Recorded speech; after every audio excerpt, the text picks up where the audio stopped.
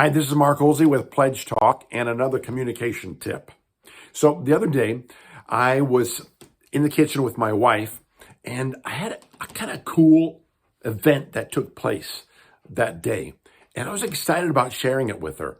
So I started doing so, and she could tell my face was kind of animated. I know I don't get very animated, but sometimes I really do. So I was excited about telling her the event, and I was animated and moving my hands, all this kind of things going on as I was explaining the story to her. And halfway through my story, I could tell her face lit up and she was about to jump in on my story and kind of like interrupt my story to tell me something that went on in her life that was similar that day. And I was like inside, no, don't jump in yet. I'm not quite finished yet. And she did. Oh, well, that kind of thing happens all the time. Someone has something to share, and before they get all the way through, someone else interrupts them with a better story, a better joke, a better idea. And all of a sudden, the focus shifts to the other person, and the person who was initially sharing is kind of like left in the dust. We've probably all been there on both sides.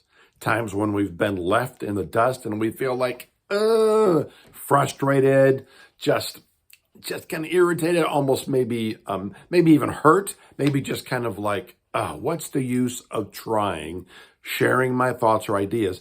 And over time, if that's our experience that we have over and over again in a particular relationship or in life in general, we can tend to just shut down. Or you may know someone like that who just doesn't share much. Likely it's because they've not really been heard all the way through.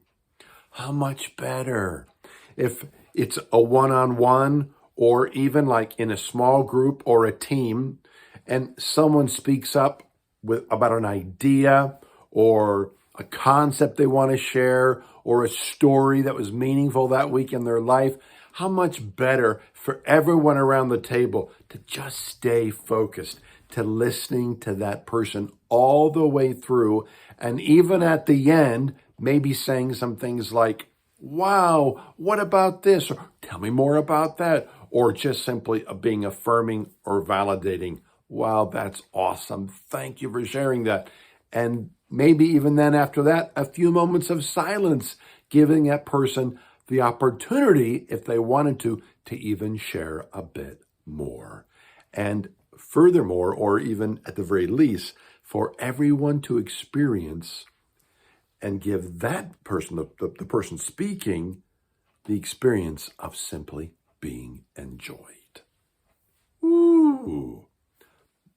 When we do that kind of relating to each other, we know we're experiencing good connection, good relationship, good communication.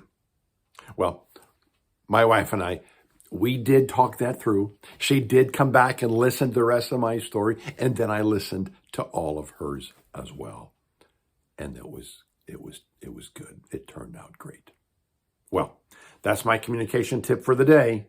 When you're listening, listen all the way through, giving the other person this time and the space to share everything they want and to even be enjoyed in what they've shared. Have a great rest of your week. Bye-bye.